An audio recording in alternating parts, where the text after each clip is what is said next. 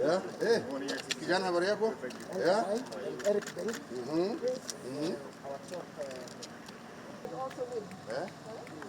Mwanzo kina Jesse nao kabisa.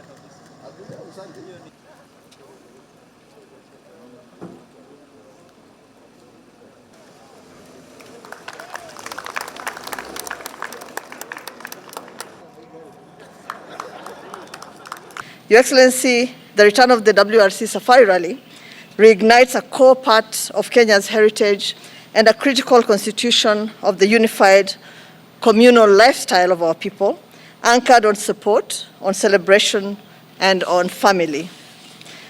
Today, Your Excellency, I'm proud to present to you the future of the Safari Rally in Kenya, in Africa, and hopefully on the globe. Holding this event in the midst of a crisis, of an epidemic, but I'm certain, even after we visited with Amina to see the trials not so long ago, very happy to see that COVID protocols were being maintained all across, and I'm sure that that will continue.